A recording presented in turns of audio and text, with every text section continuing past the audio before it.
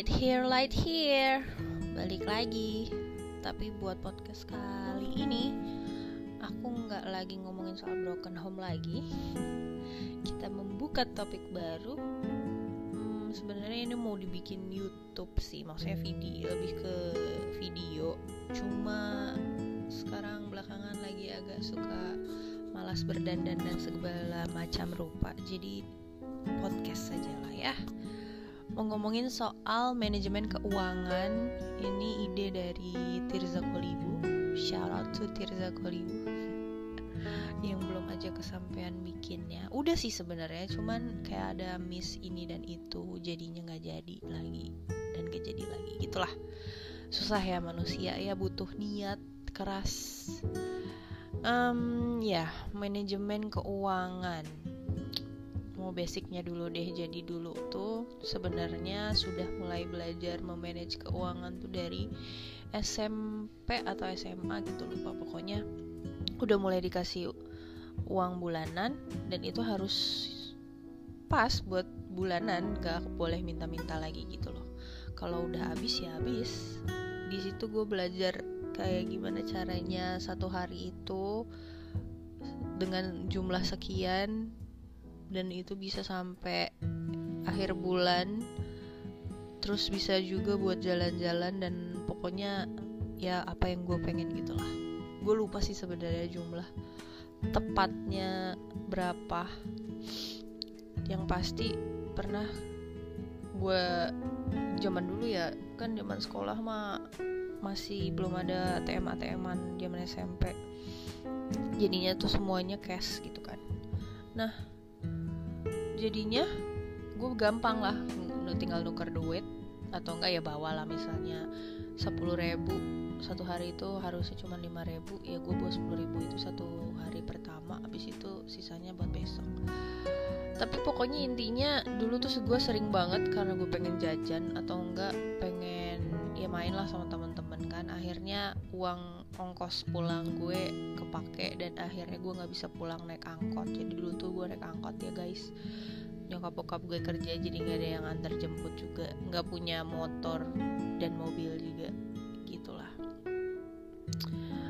Terus jadi naik angkot kan, cuman untungnya sih nggak yang jauh banget sih rumah gue, kayak kalau naik angkot paling 15 menitan lah, 15 menit 20 menit tergantung angkotnya ya kan. Tapi kalau jalan kaki lumayan lah, 45 menit apa sejam kali. Cuman karena ya itu, kalau duit gue habis, akhirnya gue memilih untuk jalan kaki. Jadi semua hal ada resikonya, itu gue udah belajar dari bocah banget lah. Nah sampai akhirnya gue yang bener-bener belajar banget manage keuangan, maksudnya itu yang emang duit gue sendiri ya waktu udah kerja. Waktu kerja pun yang emang udah menjadi anak kos-kosan, dimana gue beneran harus ngehandle semuanya. Kalau di rumah kan ya gak ada duit, tinggal minta nyokap makan masih bisa, gak bayar tempat tinggal, gak bayar listrik, gak bayar perintilan rumah buat beres-beresin, maksudnya kayak sabun cuci, apalah itulah gitu.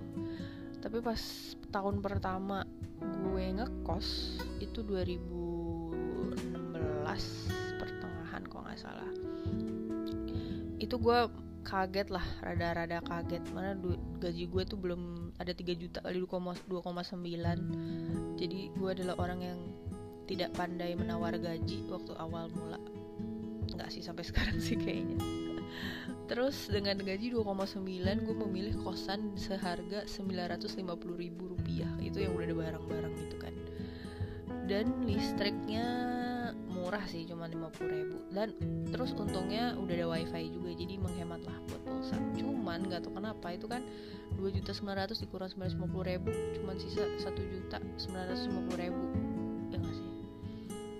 Nah itu belum bayar kirim-kirim nyokap lah, itu tuh buat sebulan tuh. Gue di Bali, terus itu di Sanur, posisinya yang makan serba mahal, dan gue tuh gak terlalu bisa masak guys. Jadi awal-awal mikirnya 1,9 cukup banget lah buat 1 bulan mah. Gue main, gue apa, abis juga ternyata. Dan sampai pokoknya tahun pertama tuh yang kayak gue masih adaptasi banget, yang sampai pernah juga pada titik gue cuma bisa makan nasi, itu pun beli beras kiloan yang di warung 10.000, 1 kilo 10.000 sama telur. Abis itu telur aja kayak mahal banget gitu guys, jadi gue beli pilus buat jadi lauk gue. gue tuh ada kulkas ya, jadi tuh barang-barang dari rumah kan, nyokap gue pindah ke Jakarta. Nah barang-barang rumah di Bali tuh ya masuk ke kosan, kayak mesin cuci, kulkas gitu lah, kayak lengkap, masih puji Tuhan tuh masih lengkap gitu kan, jadinya enak lah, nggak bayar uang laundryan gitu-gitu, cuman ya listriknya kan agak mahal aja. Nah terus di kulkas gue ya isinya cuma itu doang, air dingin sama pilus. Pas sahabat gue datang buka kulkas, sedih amat loh Mai, kulkas isinya gini doang. Diambil lah pilus gue, mau jajan. Gue nggak ngeh tadinya, pas lihat, ih jangan dimakan, itu lauk gue buat makan malam. Udahlah gue diketawain tapi dimarahin juga, yang kayak lu punya duit itu pilus kan kayak 3.000-an ya, 4.000-an, daripada beli gitu mending beli tempe, masih bisa makan, sehat seenggaknya. Terus gue bilang masalahnya pilus tuh lebih banyak gitu porsinya, gedenya, tau kan pilus Garuda itu loh yang bulat-bulatannya kecil-kecil, tinggal dikit doang, cuman taruh dikit doang sama nasi, itu udah kayak enak banget guys. Gue dulu soalnya juga pernah makan nasi sama garam aja udah bahagia banget, yang penting makan nasi aja, yang penting kenyang gitu loh. Terus ya pokoknya sampai sebobrok itulah. Dan untungnya sahabat gue tuh waktu itu juga emang yang belum punya apa-apa juga, jadi kita tuh kayak senasib seperjuangan, makanya kita tuh klop banget, kayak tidak bisa dipisahkan karena pernah berjuang bersama. Sampai ya kalau dia ada duit dia masak di kosan gue, makan bareng, pokoknya nginep. Terus kalau udah kayak mepet udah nginep aja lah di salah satu, jadinya pakai satu motor aja ya, gitu-gitulah pokoknya, kayak menghemat uang sedemikian rupa. Sampai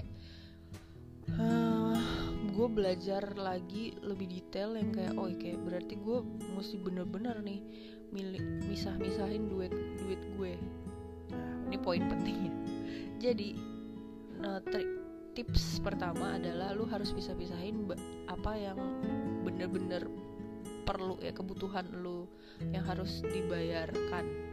Kayak misalnya pertama gue ngekos kan ya, nomor 1 ya harus langsung disisihin di uang kosan sama uang listrik, biar lu paling nggak masih punya tempat tinggal lah.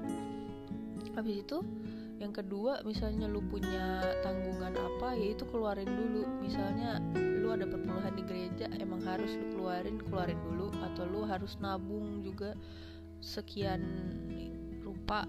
Nabung itu harus hal pertama guys, jangan nabung dari sisa, tapi emang harus disisihkan pertama kali. Itu disisihin langsung, abis itu baru lu mikir. Misalnya lu makan sisa berapa nih, misalnya sisa 1 juta doang, lu mau makan enak apa makan biasa aja yang penting kenyang. Kalau duit lu pas-pasan sih menurut gue ya harus duit makan yang penting kenyang.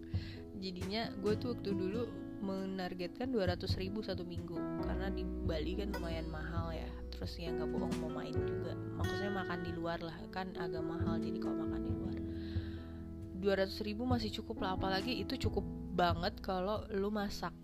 Kalau masak lu beli satu hari beli bahan-bahan, maksudnya itu tuh cuma habis 30.000 40.000 doang, bisa buat berapa hari makan, kayak 4 hari 5 hari makan. Nah sisanya bisa buat jajan. Nah misalnya udah disisihin uang makan 200.000 seminggu, berarti sebulan 800.000. Habis itu ada sisanya lagi nih kan 200.000 nih kan, karena lu sisa 2 juta tadi kan, 1 juta kan, masih ada sisa 200.000 tuh, itu udah buat jalan-jalan lu.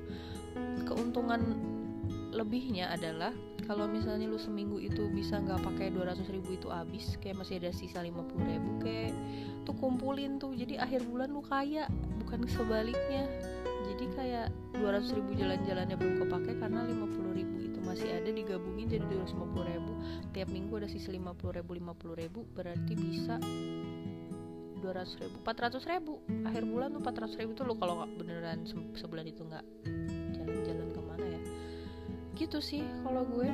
Ya makin gajinya gede, tantangannya memang makin banyak karena gaya hidup mengikuti men. Tapi poin gue adalah nabungnya lu harus makin gede. Kayak misalnya kemarin itu gue awalnya 200.000 doang kayak gue nabung tuh 2,9 apa belum nabung ya lupa gue. Pokoknya pernah dari 200.000 doang gue nabung, itu udah sama perpuluhan juga ya. Abis itu maksudnya 200.000 plus ada perpuluhan lagi gitu.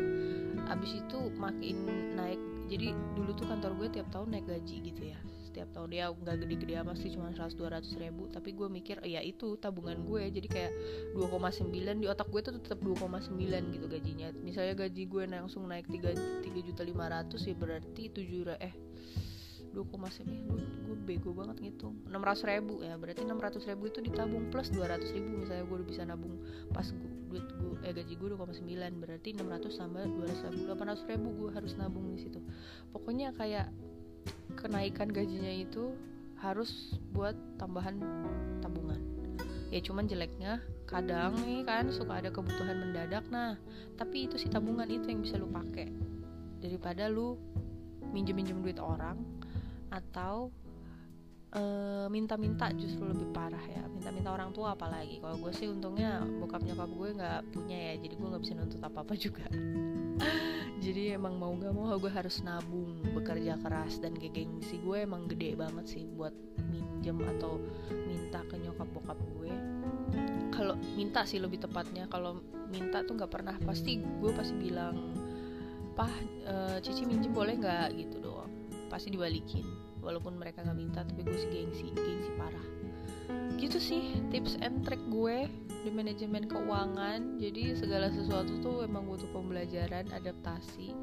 Gak bisa yang emang lu langsung segitunya jago dalam hal keuangan. Tapi percayalah kalau lu ada niat untuk bisa memanage uang lu, ya pasti bisa. Apalagi sebagai anak-anak rantauan ya, tinggal sendiri di kosan, pasti akan mengalami cuma makan mie doang, apa sampai paling parah cuma makan proma doang. Tapi jangan sampai, harus bisalah pinter-pinter supaya lu bisa hidup sejahtera. Karena apalagi lu sebagai cewek-cewek di luar sana ya, lu bakal jadi istri seorang lelaki yang bekerja keras buat lu, dan lu adalah orang yang harus bisa memanage uang bersama, uang keluarga. Ya walaupun nanti harus bareng-bareng sih sama suami, cuman si cewek ini juga harus lebih bertanggung jawab. Kalau dari awalnya lu gak bisa manage uang, sukanya foya-foya, ya sorry to say ya, mungkin nanti bakal masalah di kehidupan ke depan lu kayak udah kelihatan banget sih. Udah pasti soal duit, karena lu udah biasa foya-foya, terus tiba-tiba gak bisa foya-foya, pasti lu akan menuntut lebih dari suami. Itu doang sih. Oke. Untuk topik-topik selanjutnya boleh kasih saran gue, biar gue ada niat juga. Terus yang seru-seru juga boleh. Oke, itu aja. Bye.